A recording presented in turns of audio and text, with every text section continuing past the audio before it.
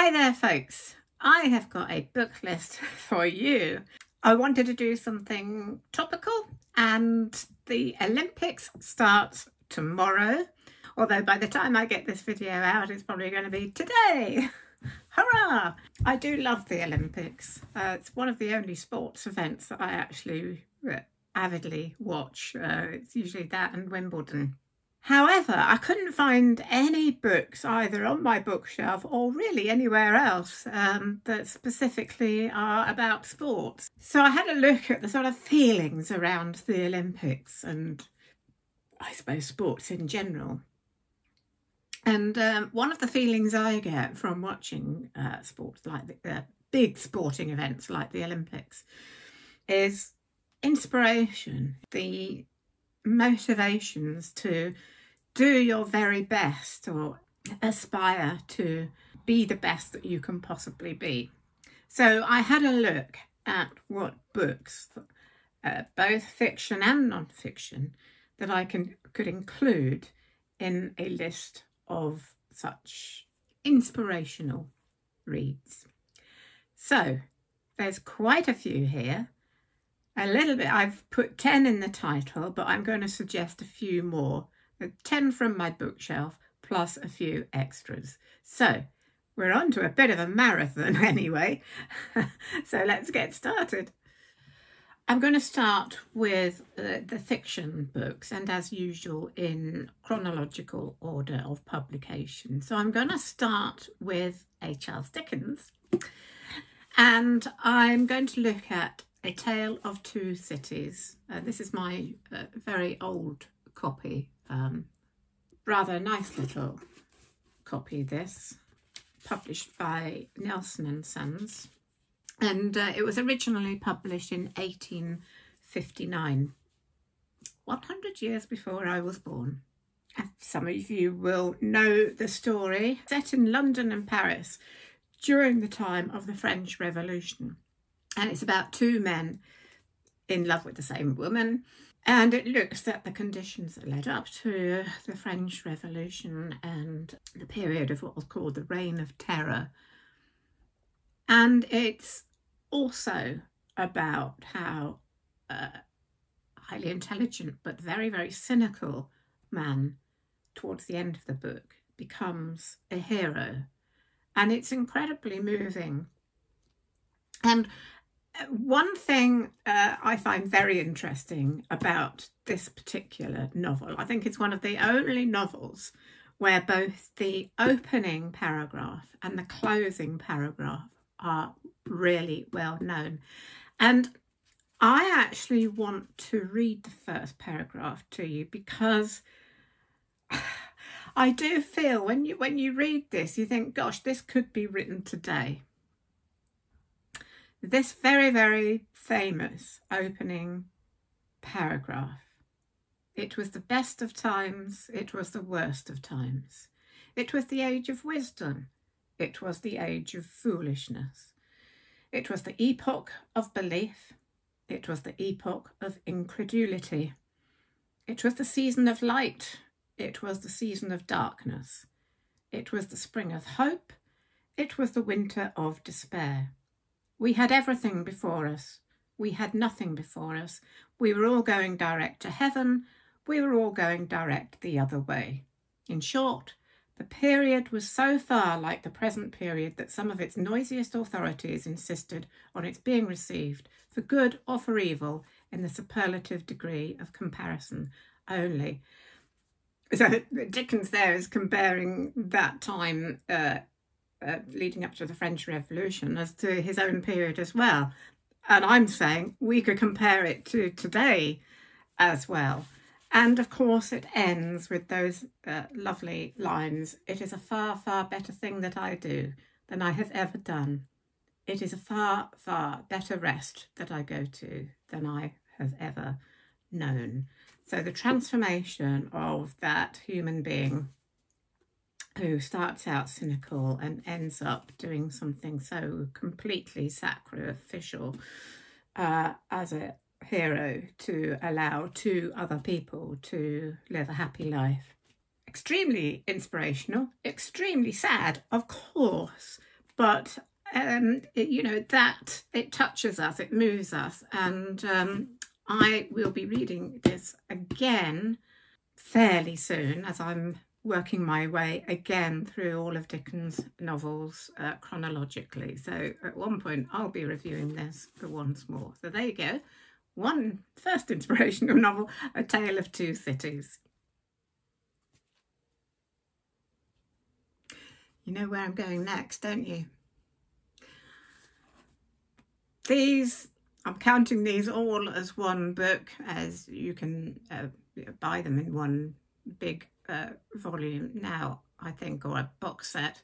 Of course, my favourite children's novels, The Chronicles of Narnia, starting with, not in chronological order of publication, but in chronological order of the history of Narnia. The Magician's Nephew, about the beginning of Narnia. The Lion, the Witch and the Wardrobe, of course, which was the first published in 1950. And all these books were published between 1950 and 1956.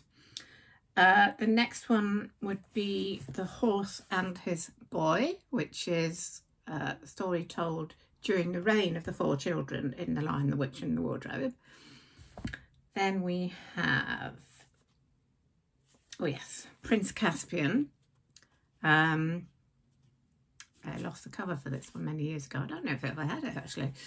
Which is when the four children come back to Narnia. Oh yes, this is lovely. I love this one. The Voyage of the Dawn Treader. Two of the children come back to go on a sea adventure with King Caspian. And then there is The Silver Chair, another travelling adventure. And the last one, rather heartbreaking, but also wonderfully inspirational and joyful at the end, is The Last Battle, and the end of Narnia. Or is it? Why have I included The Chronicles of Narnia? Well, I was an avid reader as a child, and my father was always bringing home books for me, finding books for me. And one day he came home with The Lion, the Witch and the Wardrobe. I had never found such joy in a book before. I loved the idea of the talking animals, the wonderful, it was the first time I think I'd been introduced to the idea of going into a different world, a different fantasy world. The whole adventure and the wonderful symbolic lion, Aslan. So there, I loved that book. And then one day Dad came home with this, Prince Caspian, and I was so thrilled to find there was not one but two books. And then you can imagine how I felt when I discovered that there were 5 more, and I ate them all up. I used to have little toy animals when I was a child, and I used to sort of have them act out all the Narnian scenes with the talking animals.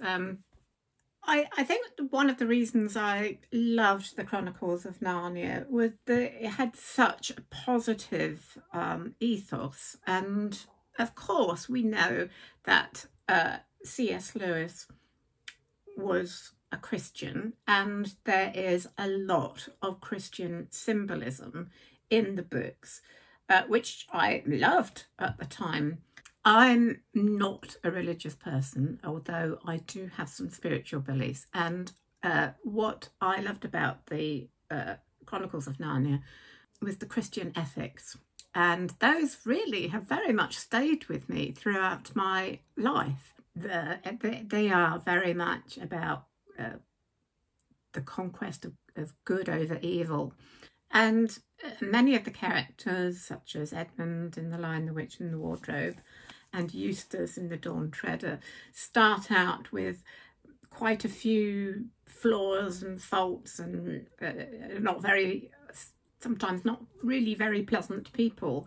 And throughout the adventures in the stories, they learn about themselves and learn to be kinder with others and to, you know, have a greater understanding of other people and themselves. And those are really, really positive and inspirational things for children to read. So I think these are still, even though, you know, obviously they're fairly dated in their background, they're written in the 1950s, but they are still extremely inspirational books for children to read, whether you're Christian or not. It really doesn't matter. So they still remain my favourite children's books, and I still occasionally read them from time to time to give myself a real good positive boost. There you go. Talking of talking animals, I don't entice her up with a biscuit. She used to come readily when she heard me start talking, but she's got so used to it now. So I've had to entice her up with a biscuit to come and say hello to you. There you are. Say hello. There. You're pretty inspirational, aren't you? Yeah.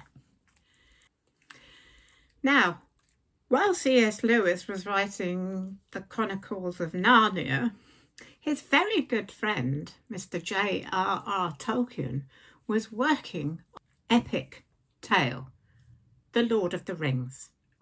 I had a copy. I must have read it at least 5 times in my lifetime, and my copy gradually fell to pieces. So I did have to sadly throw it away because I couldn't hold it together with sellotape any longer. But this copy that is on your screens now is the very cover that was on my copy. And it was the first time, apparently, that the whole of the 3 books were published in one volume. There were lots of delays to its publication, but it was finally published in 1954. Now, why have I included The Lord of the Rings? Well, what is more inspirational than a successful quest, overcoming all the odds? And the odds are pretty big in this book. Overcoming all of those odds to save Middle-earth. I mean, I just love stories like that, as long as they're really well told. And the Lord of the Rings is very well told. And what makes it inspirational too is not just the quest theme of, again, you know, the conquering of evil. The themes in the book are very much about friendship and comradeship. Both Tolkien and C.S. Lewis had been in the First World War, and Tolkien in particular used a lot of his experiences in that war. In one biography I know, somebody has suggested that his description of the Dead Marshes is very similar to the trench warfare in World War One. But also the way he very much used the way that people pulled together, the comradeship of soldiers together, brothers in arms, you might like to say, having to pull together to stay in the worst possible circumstances to try and pull through. And he brings that into The Lord of the Rings. With the friendship of Frodo and Sam, you know, we know there's no way that that would have been a successful quest without that very deep friendship. And of course, there are also things like the way that elves and dwarves have to come together and work together in order to win as well. So you see 2 very different races who usually really dislike each other working together. So you see Gimli and Legolas gradually becoming friends, and the general teamwork of all of those people. And not only that, but the sheer courage, particularly from the hobbits, who Tolkien describes as a very simple people. He based them on the kind of general sort of working people of England, just simple working folk who work the land, that he sees as having those hidden depths of absolute courage and the will to venture out and become something more than what you initially see. Though I love that idea of these very simple hobbits becoming the absolute heroes of the piece. And beyond all that, it's just so beautifully written. And I love the films. But of course, in the films, you just don't get the beautiful, beautiful prose of Tolkien. And there are some just incredibly moving and inspirational passages in that book I can just read over and over again. Do read the books if you've only seen the films. The books have so much more in them. There are many more scenes. There's these scenes with Tom Bombadil, of course, but many, many more scenes and much more detail and descriptions, of course, than you get in the films. A real marathon of a book to read, but really well worth it. What are we doing? Are we playing patty cake? Well, So, yes, Lord of the Rings. I have found that book so inspiring. I have read it at least 5 times.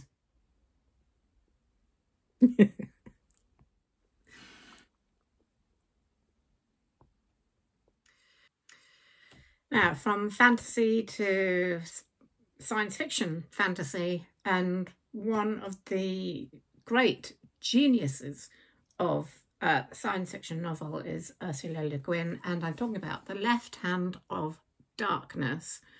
I read this probably about 5 or 6 years ago, and I was just totally struck by it. It's one of those books where although it's not an easy read in some respects, but it's one of those books that when you've read it, you're really glad that you have. It left me with a very profound feeling somehow. I'd read something very, very important. The main character is Genly Ai, who is sent to the planet Gethen to try to persuade the planet to join the Ecumen, which is a coalition of planets. But he finds the people of the planet so different in their culture, and one of the main differences is that they do not have any gender, which creates a kind of barrier to his understanding or being able to communicate properly with them. And he basically kind of goes on a journey, and he ends up forming a relationship with one of the people of this planet, a man called Estraven, or a being called Estraven. And it's much of the book shows how they form a relationship. And again, you know, it's about coming together of two different peoples of such different culture and backgrounds that at first it's very difficult for either him or the people of the planet to trust each other. But gradually he learns some understanding of himself. And it's very, very profound and beautiful. One of its main themes is how sex and gender influence culture and society. It's one of the first feminist novels, and also one of the first dealing with androgyny. And it was extremely well received. It won the Nebula Award given by the Science Fiction Writers of America and the Hugo Award, a science fiction award given every year. In 1987, science fiction news journal Locus ranked it number 2 among all-time best science fiction novels. Ursula Le Guin, an amazing feminist science fiction writer. I also have read her Earthsea trilogy, and I'm dipping into a series of lectures of hers as well. So an amazing writer. Sadly, we lost her fairly recently. She died in 2018. The Left Hand of Darkness, I think if you are at all interested in science fiction, this is one that should be on your bookshelf, on your TBR, and is a must read. And next, another fantasy trilogy, and it's Philip Pullman's His Dark Materials trilogy, starting with The Northern Lights, which in America was published as The Golden Compass. The second one is The Subtle Knife, and the third one is The Amber Spyglass. These books, I think, inspired me as a writer in many ways. They were published as young adult fiction or even children's fiction, but Philip Pullman has said that he was not actually writing them for any particular age group. And when I read them, I actually thought, why are these children or young people's fiction? They are extremely sophisticated. Come on then. Why are you hiding under the table? Of course, they tell the tale of Lyra. What I love is that he sets the book in these kind of alternative places. So it's set in Oxford, but not, although it is kind of our Oxford, just down the road from me. It's also very different and slightly surreal. And I loved that idea. And I also loved the idea of each person having a daemon, which are the spirit animal that kind of represents their soul. They're talking about little demons. Come on, up here. Come on. Here's my one. Yeah. And it's so different from any other fantasy. Oops, don't fall off. Any other fantasy books I've read. Just so incredibly imaginative. The funny thing is that I started reading these at a time when I was in the middle of writing my own children's novel called The Light of Drumbar, which I basically was just writing because I was very inspired by the Narnia books, and I wanted to write something kind of similar, just for the sheer joy of writing it, really. And it was somebody who'd written biographies of both C.S. Lewis and Tolkien who actually encouraged me to publish it. So I did several years later. But it was while I was writing that book that I read the Philip Pullman books, and for a while I thought this was so sophisticated, so much more sophisticated and imaginative, I think, than my book, that I almost stopped writing it. So it was a kind of anti-inspirational in some ways, but not really. I mean, I did go on to finish it, obviously, but that kind of amuses me now, because I just find his incredibly imaginative storyline and settings and characters very inspirational as a writer. And of course it has attracted controversy because the symbolism of the book is very much against organised religion. That's one of the reasons I really like it. He kind of takes issue with an all-powerful God in many ways, as you know, the whole title of the trilogy is His Dark Materials. And of course the Christian groups did not like that at all, and it was criticised for that. But I think the things he says have much truth and a great profundity in them. I had the privilege to meet Philip Pullman. I've mentioned this before, I know, but my friend and I were sitting in a pub in Oxford, and there he was being interviewed. And after he had finished his interview, I went over and introduced myself, and he was lovely. He was really lovely. And it's one of those instances where meeting one of your heroes actually turns out well. Philip Pullman, inspiring to me as a writer, and just brilliantly imaginative quest novels. Yeah, we like that. Yeah. And another book that really inspired me as a writer and really helped me to move on in my writing career was this book. It's The Time Traveller's Wife. I always have to be careful with her name, Audrey Niffenegger. It's just an amazing book. It's about the relationship of a man and a woman where the man travels in time throughout his own lifetime. Extraordinary premise. It's incredibly imaginative.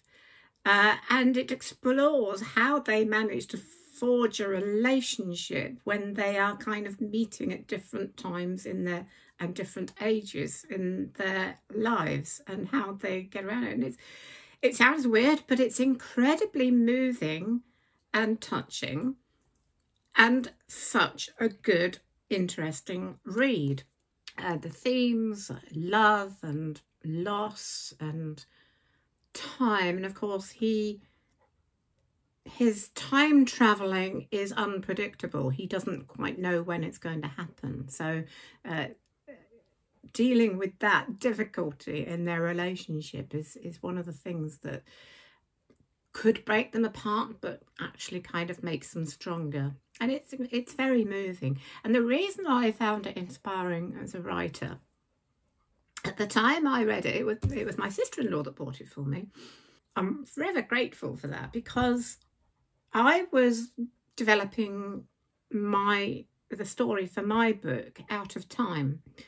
I was kind of having a crisis of confidence that because in my book I had a main character who has lived for 200 years without aging, and I thought, oh gosh, nobody's going to want to read that. Nobody's going to find that feasible. Nobody's going to, that's just too weird.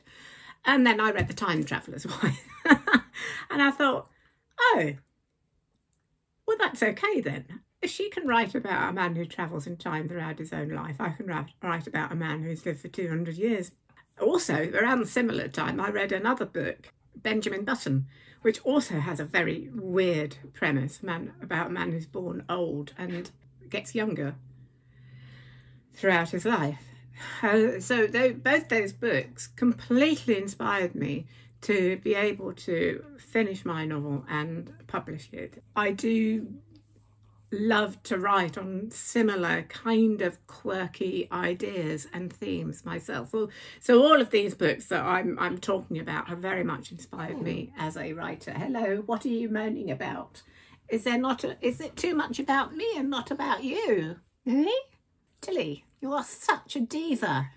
Yeah. Yes, you are. So there you go, The Time Traveller's Wife. It's basically a love story, and it became an absolute bestseller. So if you haven't read it, I do recommend it. I'm going to include now three biographical works. Two I've actually read and one I actually haven't, but I really, really want to read. Now, the first one is a book that I read at school. It was on the curriculum at the time. Very well known, very powerful, very heartbreaking in many ways, because it's The Diary of Anne Frank. Written in her own title, The Diary of a Young Girl. And of course, as you all probably know, it's the diary of a Jewish girl who, with her family, had to go into hiding in Nazi Germany and live in very small set of crowded rooms for several years. Actually, I was wrong about it being the hiding place. There was not in actual Germany. It was actually in Nazi-occupied Amsterdam. Reading it can be quite difficult because we know what happened to her. You know, they were eventually discovered, we know, and her family died in the concentration camp at Belsen. I remember reading it at school and being very profoundly affected by it. Of course, we were reading it at school at around the same age as Anne was herself. And although she lives in these awful conditions, there is something so kind of cheerful and positive about it. She writes it in the form of letters, but each entry starts with "Dear Kitty," but it's believed that Kitty was a made-up person, or the actual name for her diary. And she talks about her family and the difficulties between them. I mean, it must have been horrendous, you know. I mean, living with our families can be difficult enough, but having to be in such conditions. What is inspirational about it is the way she kind of, for such a young woman, is able to be philosophical and positive and optimistic, and of course sometimes is depressed and upset as well. And of course, I think, you know, for a young girl just in those teenage years going into puberty, the writing of a diary must have been such an important emotional outlet for her at such a time. And it really did profoundly affect me. And actually, I remember when I was at school around this time when we read this, I think it must have inspired me to find out more about that period and the persecution of the Jews. I remember going to the school library and finding out more about it. And of course, that was awful things to read, but I was sort of both horrified and fascinated by what happened in that time. And I remember at the end of one of our school years, we all had to do presentations on a particular subject, and that was the subject I chose to do, which I don't know what that tells you about me, but there you are. So the Diary of Anne Frank, difficult reading because we know what happened to her, yes, but is quite an important book. And I do recommend, if you haven't ever read it, to have a go at it because it is lovely as well. So there you go, Diary of Anne Frank. Time for some tea. The next biographical work that I found really interesting, and it's by Eknath Easwaran, and it's about Gandhi. It's Gandhi the Man. My copy that I bought in 1983 when it was published is a little bit sun damaged. It was kept for quite a long time in a bookshelf where it got exposed to the sun, so it's not looking its best. But I bought this, I think I bought it just after I'd seen the film with Ben Kingsley, which came out in 1982. So that makes sense. This is published in 1983 and I've marked it as buying it in 1983. I was just so blown away by the whole story of Mahatma Gandhi. Born, of course, Mohandas Karamchand Gandhi, who started out his career as a lawyer and actually came to England to study, as I remember, and of course is completely well known for his philosophy of non-violence, and led his country to find independence from Great Britain without any violence, without one shot being fired. Such an extraordinary, inspirational leader. And he was a man who had been very shy. He'd had lots of failure. I think his life, you're reading this book or anything about Gandhi, is an incredible inspiration for anyone who has suffered from those things, from shyness and not quite being successful in various areas of life, to say that what can be achieved no matter what. And of course, he was given the name Mahatma, which means great soul.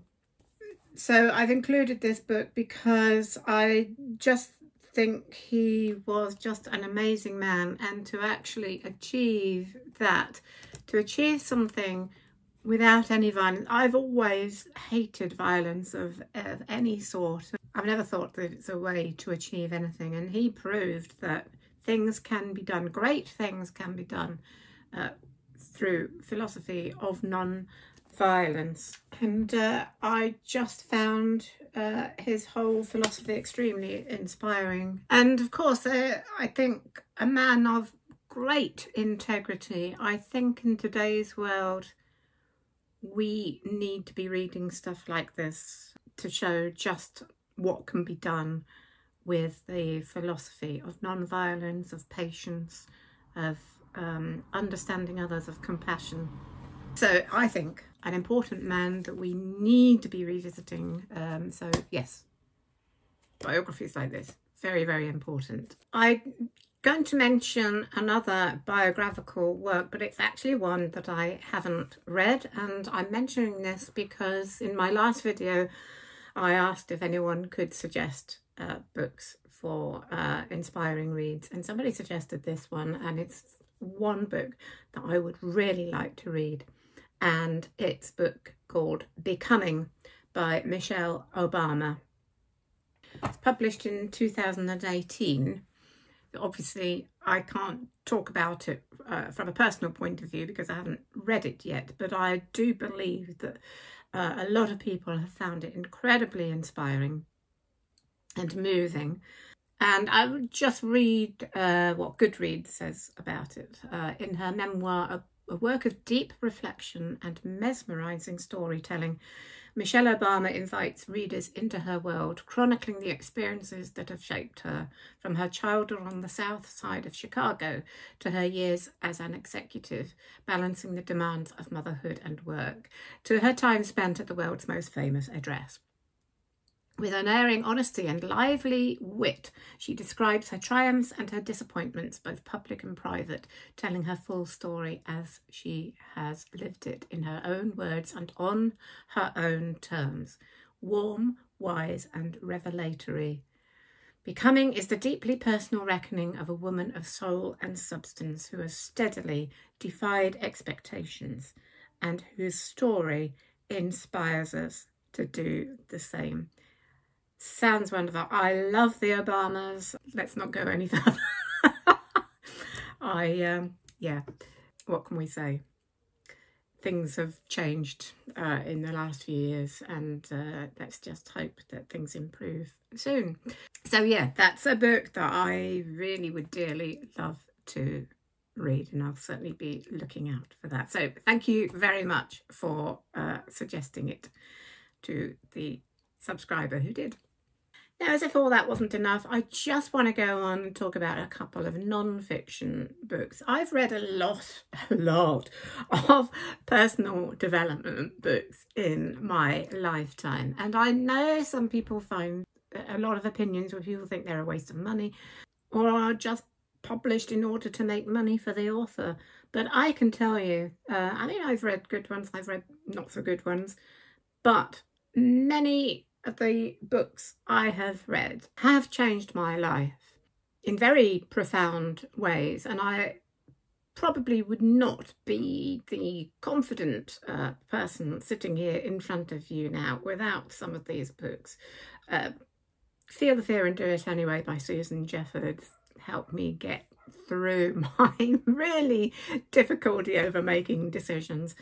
And I've read books such as Rich Dad, Poor Dad, Louise Hay books, and I really loved reading these books, and many of them have really helped me. And I just want to talk about a couple that I have really loved. And the first one I only read fairly recently, but it was actually published in 1997. And can I find my copy? I know it's around somewhere. I've looked high and low this morning, just cannot find it.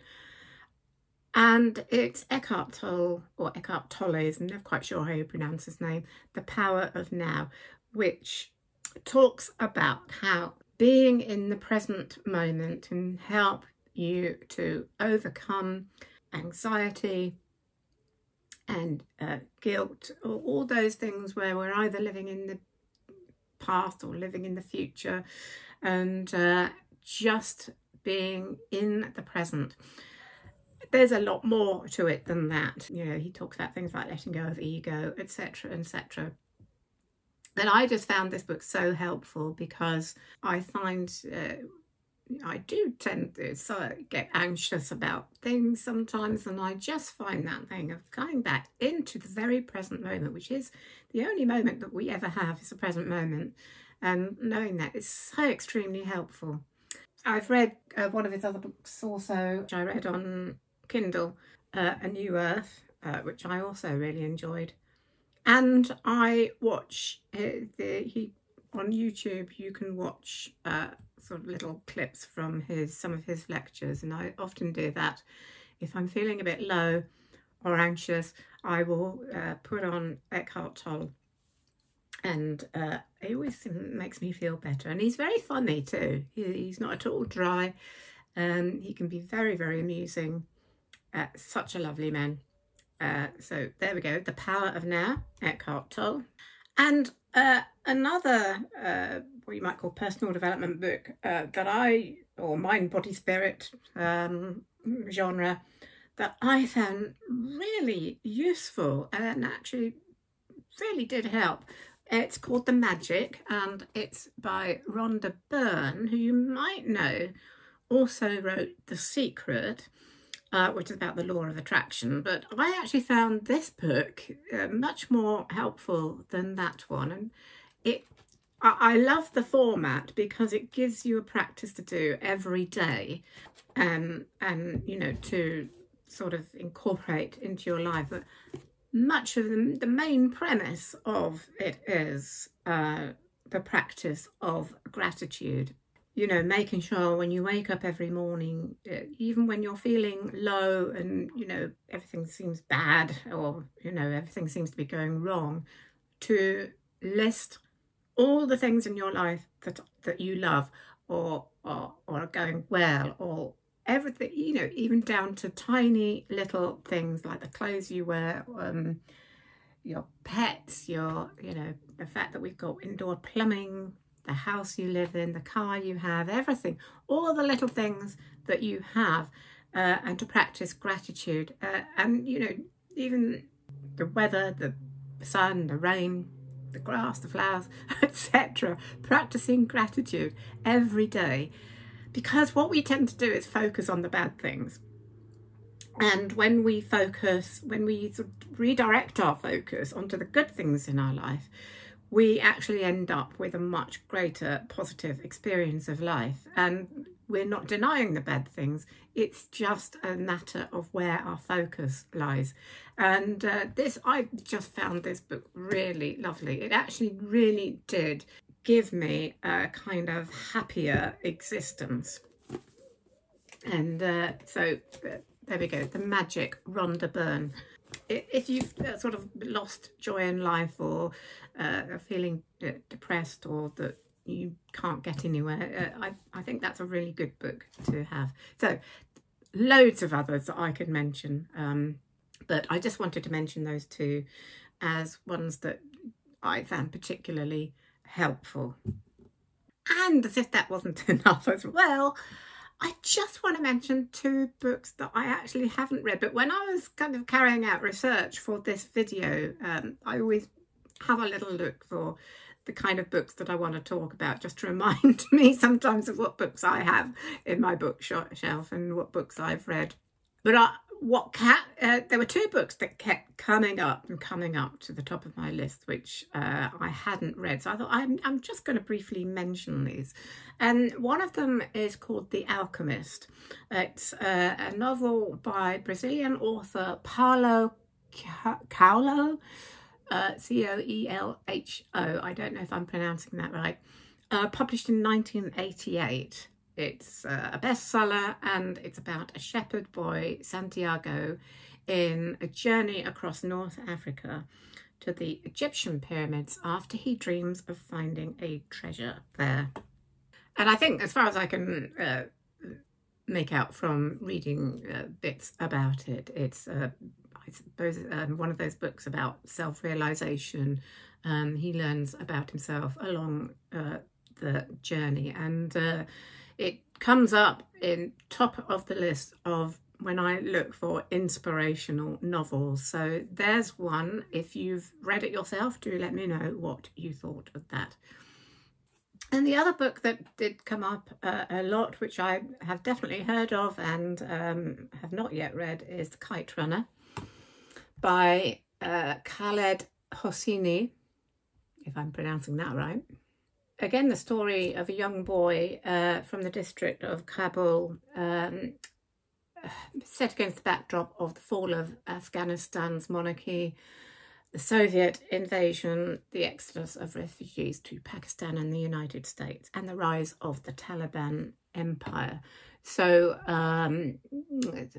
difficult subjects. It has themes of guilt and redemption, friendship, betrayal, and the uneasy relationship between father and son, and I think with the main theme of redemption. So obviously difficult background. People have found this a very inspiring book because of its very human themes that people can relate to. So do let me know what you have thought about either of those books. Or tea, after all that. So there you are, on this very gloomy, cloudy, but very muggy day in Warwickshire. That is my list of inspirational novels and other books, and I'm sure that you will have your own. Though please do leave your comments about your favourite inspirational book. If you want to look at some previous book lists, one should be coming up here any minute. So I hope you found, I know I've talked a lot about many of these books before, but I really enjoyed bringing them all together into this specific list. I just wanted to do this list at the time of the Olympics because although I don't watch a lot of sport, I watch Wimbledon. I used to love to watch test match cricket until they took it off mainstream television, but I love the big events, and I just find the Olympics such a positive thing, such a very inspirational, people just striving to be at the very, very top of their game. I've always found it really, really fascinating. And of course, you know, it's a mixture of heartbreak and drama and pure joy. So, you know, I love it because at the end of the day, Olympics is about people and people striving to achieve, often against the odds. And so I shall certainly be watching both the main Olympics and the Paralympics. Fantastic. I'm so looking forward to the next few weeks. So I hope you enjoy them. I hope you enjoy the Olympics too. It doesn't matter if you don't, you know, so a lot of people, there are many people that don't enjoy sport that much, but that's fine. We're all different. So, and I just hope that you've enjoyed my list of inspirational books anyway. So with that, I think that's it for the moment. I may be working a bit more on other things next week. I don't know whether I'll be able to do 2 videos next week or just maybe one. It might be a book review. or it might be something else. I'm not absolutely sure at the moment, but I will be with you as soon as I possibly can. So enjoy watching the Olympics if you do so. Enjoy these books that I have recommended, and I will see you again very shortly. Take care and bye for now.